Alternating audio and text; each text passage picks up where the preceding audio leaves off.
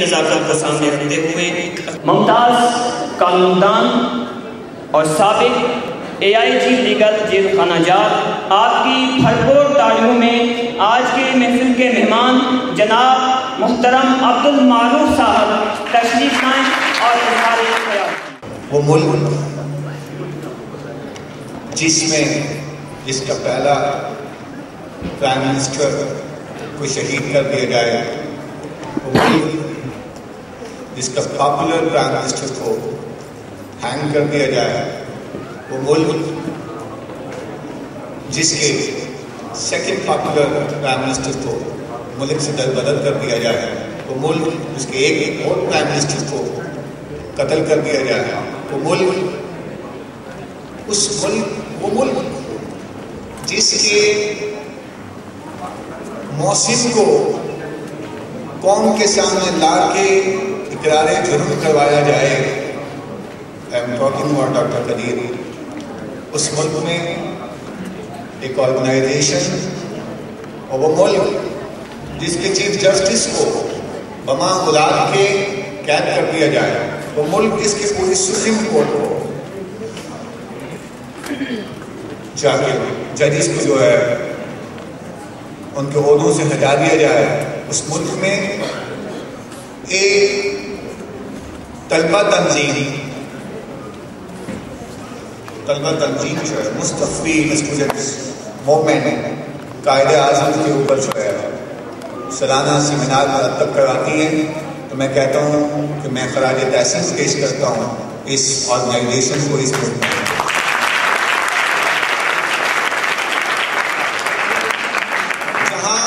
میں کی سچویشنز ہو، وہاں ایک طلبہ تنظیم اپنے اسٹاف کو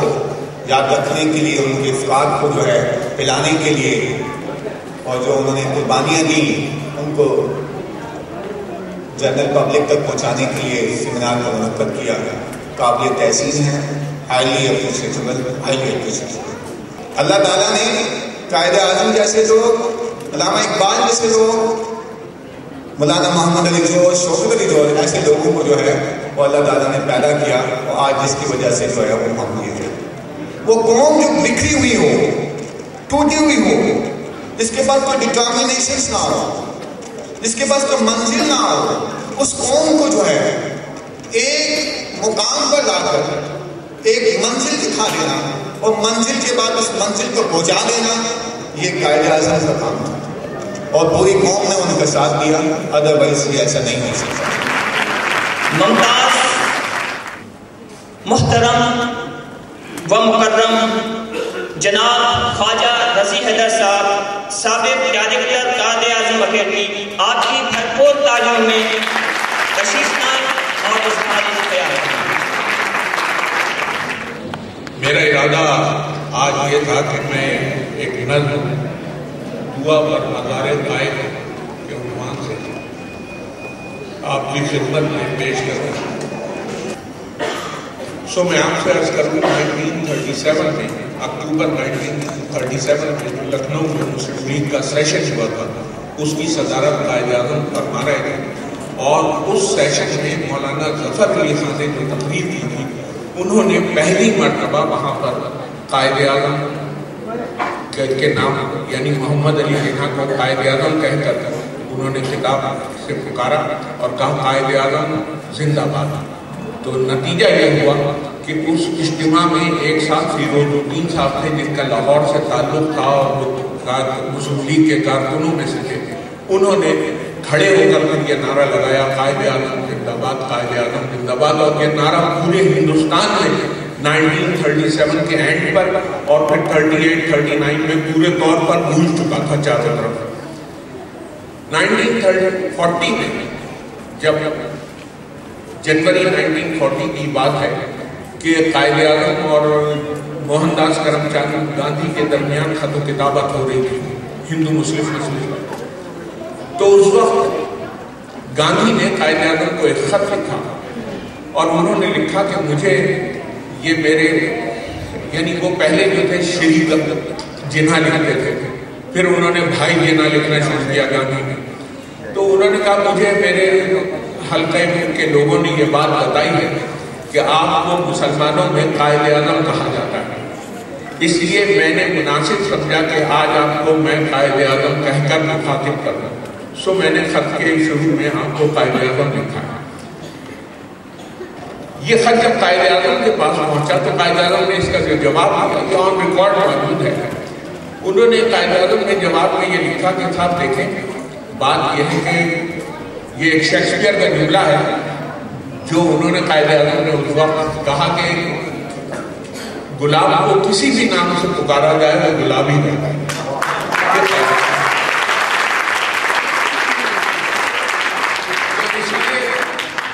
یعنی قائد اعظم کا خطاب جو ہے اس کا کوئی تعلق گاندھی سے نہیں ہے۔ اچھا، یہ ایسی بات ہے کہ جیسے ابھی پچھلے دنوں جسونت سنگھ کی ایک کتاب، انڈیا کے جو وزیر خارجہ تھے ان کی ایک کتاب آئی اور انہوں نے جناح کو سیکولر ثابت کرنے کی کوشش کی، اور نہ صرف جناح کو سیکولر ثابت کیا بلکہ یہاں یہ تک لکھ دیا انہوں نے کہ اگر نہرو اور پٹیل جو تھے انہوں نے چونکہ مطالبہ پاکستان پر گھٹنے ٹیک لیے اس لیے پاکستان بن گیا، اگر وہ گھٹنے نہ ٹیکے تو پاکستان نہ بن۔ آپ یقین کریں یہ TV1 جو چینل ہے اس پر مجھے انہوں نے بلایا اور جسونت سنگھ اسلام آباد میں تھے اور میں یہاں بیٹھا ہوا تھا اور ہمارا ان سے ہم نے انٹر ایکسچینج کیا تھاٹس ہو کے بھائی ان کی کتاب کے بارے میں بات کرنا تھا۔ تو جب میں ساری باتیں ان سے کر سکا جو ان کی کتاب میں میرے اعتراضات تھے وہ میں نے ان سے کیے، اور اس کے بعد پھر میں نے ان سے یہ عرض کیا، میں نے کہا جسونت سنگھ صاحب آپ نے بہت حکمت اور چالاکی کے ساتھ نہرو اور پٹیل کے گھٹنے ٹکوا کر قائد اعظم محمد علی جناح کا جو سب سے بڑا اعزاز تھا پاکستان بنانے کا وہ ان سے چھیننے کی کوشش کی۔ قائد اعظم اگر نہ ہوتے تو پاکستان کسی صورت سے نہ ہوتا، اور اسٹینلے والڈمورٹ نے یہ بات لکھی ہے اپنی ہسٹری میں، اپنی اس میں کتاب میں اس نے یہ کہا ہے کہ اگر جناح نہ ہوتے تو پاکستان کبھی نہیں۔ میرے رہنما میرے قائد وہ ہم تھے، غلامی کی راہوں میں ایک دن صدا پر تیری خواب غفلت سے بیدار ہو کر، نئے جوش و جذبے سے سرشار ہو کر، تیری خوش یقین رہنمائی نے تازہ سفر پر تیری خوش یقین رہنمائی نے تازہ سفر پر حوادث سے پر رہ گزر کر سروں سے کفن باندھ کر چل پڑے تھے۔ وہ ہم تھے میرے رہنما میرے قائد، وہ ہم تھے کہ جن کو زوال شب مغلیہ سلطنت پر نئی صبح کے حکمرانوں نے تاریخ لمحوں کی خندق پر دفنا کیا۔ وہ ہم تھے جن کو زوال شب مغلیہ سلطنت پر نئی صبح کے حکمرانوں نے تاریخ لمحوں کی خندق میں دفنا دیا تھا۔ میرے رہنما میرے قائد وہ ہم تھے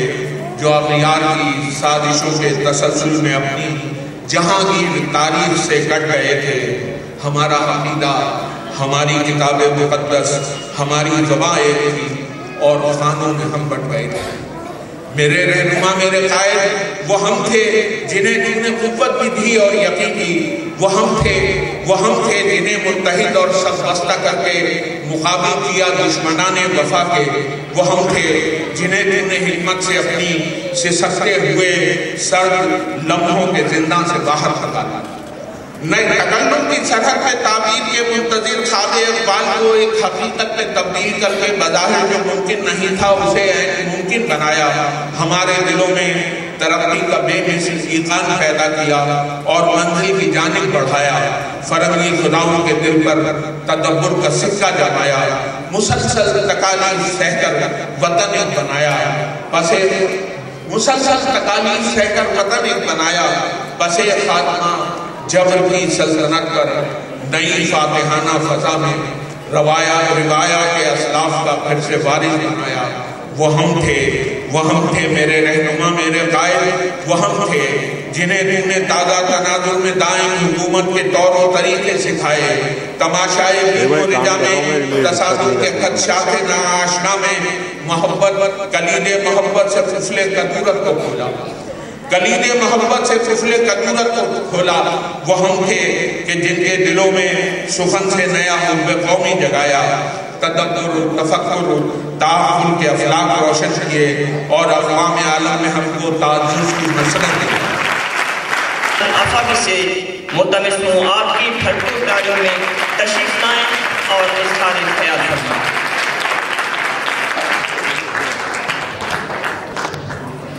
صدر محفل و شرکائے محفل، السلام علیکم ورحمۃ اللہ وبرکاتہ۔ اپنے مطالعے کی بنیاد پر میں یہ بات کہہ سکتا ہوں، اس سے بھی کم شخصیات ایسی گزری جنہوں نے دنیا کا نقشہ بدلا، مگر ایسی شخصیات کو تاریخ انسانی میں ڈھونڈنا پڑے گا کہ جنہوں نے کسی ریاست کی تخلیق کی، بہت کم۔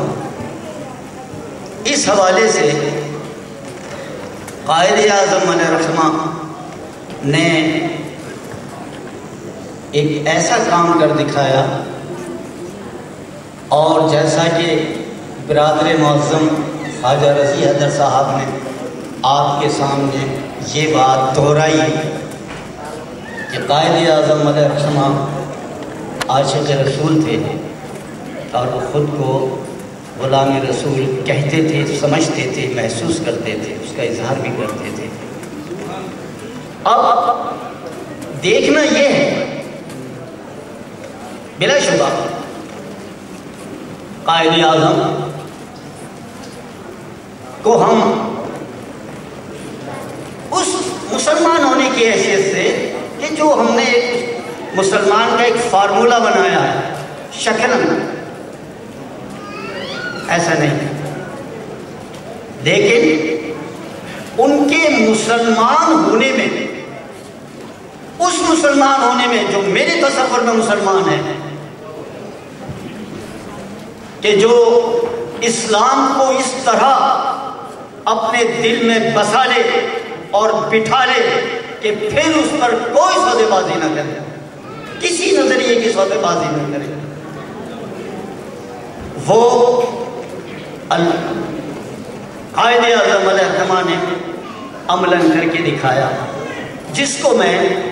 دو قومی نظریے کا نام دے سکتا ہوں۔ بلکہ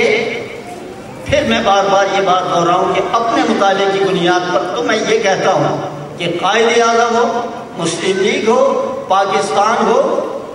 یہ سب وہ ہنا بندی ہے کہ جو قدرت خود کر رہی تھی، ورنہ پونجا بھائی جیسے نام کے شخص کے یہاں ایک خوبصورت نام محمد علی رکھا جاتا ہے، ذرا دیکھیں صحیح آپ، اور اس کا پیشہ محمد، اور اس کا پیشہ قانون سازی ٹھہرتا ہے، قانون دانی ٹھہرتا ہے، سوری، اس لیے کہ آنے والے وقت میں ایک مقدمہ لڑنا تھا اس کو۔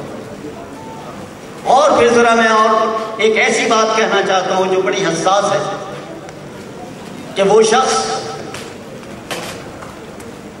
پنجابیوں میں نہیں پیدا ہوا، وہ شخص پختونوں میں نہیں پیدا ہوا، وہ شخص بلوچوں میں نہیں پیدا ہوا، وہ شخص سندھیوں میں نہیں پیدا ہوا، سو کارڈ سندھیوں میں نہیں پیدا ہوا، وہ شخص یو پی اور سی پی میں نہیں پیدا ہوا، یو پی اور سی پی کے جو جوادری قسم کے اردو دان طبقہ کہلاتا اپنے آپ ان کے یہ نہیں پیدا ہوا۔ یہ ہنا بندی، قدرت ہنا بندی کر رہی ہے، کوئی کریڈٹ نہ لے جائے، اصلیت نہ ابھر آئے۔ گجراتی بولنے والے سامنے بھی دیکھیے، اس کے سامنے بھی دیکھیے، اس کے مقابل بھی دیکھیے، اس کا ہم زبان گاندھی جی جس کو کہتے ہیں آپ، تو قدرت ہنا بندی کر رہی ہے۔ تو میں یہ کیسے کہہ دوں کہ آج کے بونے اس ٹی وی کے پنڈالوں پر بیٹھ کر یہ کہیں کہ وہ ایک روشن خیال ہے، ان کے نزدیک جو روشن خیالی ہے، نام نہاد روشن خیال تھے، وہ یہ چاہتے تھے، وہ یہ چاہتے تھے، ایسا نہیں چاہتے تھے، ویسا نہیں چاہتے تھے، جھوٹ بولتے ہیں، ان کا کوئی مطالعہ نہیں ہے، وہ صرف اپنی انا کی تسکین کرتے ہیں۔